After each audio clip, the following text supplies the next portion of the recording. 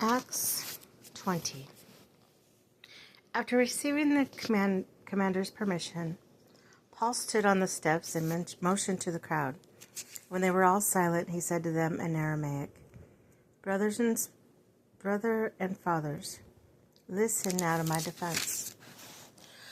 When they heard him speak to them in Aramaic, they became very quiet. Then Paul said, I am a Jew born in Tarsus in Cilicia, but brought up in this city. I studied under Gamaliel and was thoroughly trained in the law of our ancestors. I was just as zealous for God as any of you are today. I persecuted the followers of the way to their death, arresting both men and women, throwing them into prison, as the high priest and the city council can themselves testify. I even obtained letters from them to their associates in Damascus, and went there to bring these people as prisoners to Jerusalem to be punished. About noon, as I came near Damascus, suddenly a bright light from heaven flashed around me, and I fell to the ground, and I heard a voice say to me, Saul, Saul, why do you persecute me? Who are you? I asked. I am Jesus of Nazareth, whom you are persecuting, he replied.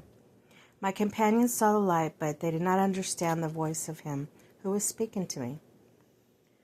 What shall I do, Lord? I asked. Get up, the Lord said, and go to Damascus. There you will be told what you have been assigned to do. My companions led me by the hand to Damascus, because the brilliance of the light had blinded me. A man named Ananias came to see me. He was a devout observer of the law and highly respected by all the Jews living there. But he stood beside me and said, Brother Saul, receive your sight. At that very moment I was able to see him.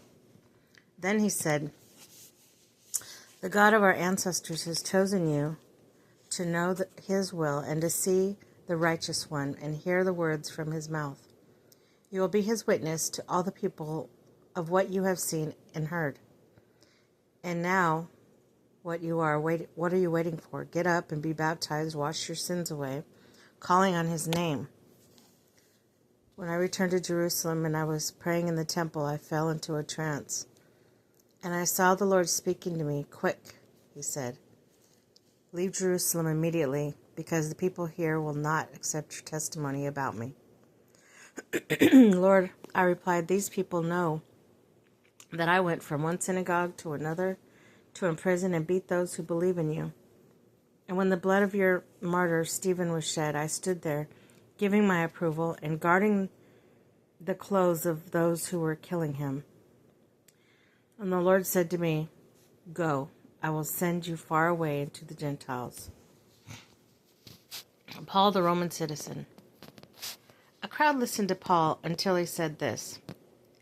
Then they raised their voices and shouted, rid the earth of him, he is not fit to live. As they were shouting and throwing off their cloaks and flinging dust in the air, the commander ordered that Paul be taken to the barracks. He directed that he be flogged and interrogated in order to find out why the people were shouting at him like this. My goodness. As they stretched him out to flog him, Paul said to the centurion standing there, is it legal for you to flog a Roman citizen who hasn't even been found guilty? When the centurion heard this, he went to the commander and reported it. What are you going to do? He asked. This man is a Roman citizen. The commander went to Paul and asked, tell me, are you a Roman citizen? Yes, I am, he answered. The commander said, I had to pay a lot of money for my citizenship, but I was born a citizen, Paul replied. Those who were about to interrogate him withdrew immediately. The commander himself was alarmed when he realized that he had put Paul, a Roman citizen, in chains. Before the Sanhedrin, the commander wanted to find out exactly why Paul was being accused by the Jews. So the next day he released him and ordered the chief priests and all the members of the Sanhedrin to assemble. Then he brought Paul and had him stand before them.